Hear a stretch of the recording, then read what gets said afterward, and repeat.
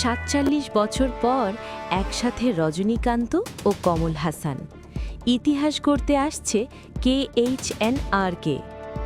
তামিল সিনেমার নাম উঠলেই একটি নাম বজ্রের মতো আঘাত করে, রজনীকান্ত। আর সেই নামের ঠিক পরেই সিনেমা প্রেমীদের হৃদয়ে জায়গা করে নেয় আরেক মহাতারকা, কমল হাসান।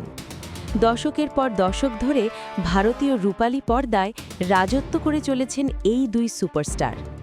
বয়স বেড়েছে, সময় বদলেছে, কিন্তু দর্শকের উন্মাদনা একটুও কমেনি। তামিল চলচ্চিত্র জগতের ইতিহাসে রজনীকান্ত ও কমল হাসানের নাম সোনালী অক্ষরে লেখা থাকবে চিরকাল। একজন স্টাইল ও ম্যাস হিরো ইমেজে কিংবদন্তি, অন্যজন অভিনয়ের গভীরতা আর পরীক্ষামূলক চরিত্রে অতুলনীয়। দীর্ঘ ৪৭ বছরেরও বেশি সময় দুজনকে একসাথে বড় পর্দায় দেখার অপেক্ষায় ছিলেন ভক্তরা। অবশেষে সেই অপেক্ষার অবসান হতে চলেছে। এই ঐতিহাসিক প্রজেক্টটি পরিচালনা করতে যাচ্ছেন জনপ্রিয় নির্মাতা নেলসন দিলীপ কুমার, যিনি ২০২৩ সালে ব্লকবাস্টার হিট জেলার দিয়ে বক্স অফিস কাঁপিয়েছিলেন। তাঁর পরিচালনায় আসছেন নতুন সিনেমা।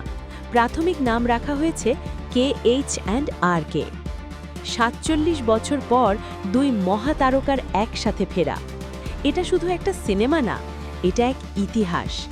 ভারতীয় সিনেমার দুই স্তম্ভ, এক ফ্রেমে, এক গল্পে, এক বিস্ফোরণে।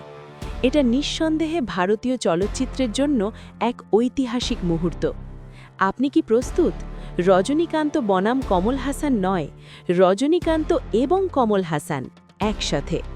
কমেন্টে লিখে জানান এই সিনেমা নিয়ে আপনার প্রত্যাশা কতটা। আর এমন স্টার গল্প পেতে সাবস্ক্রাইব করুন।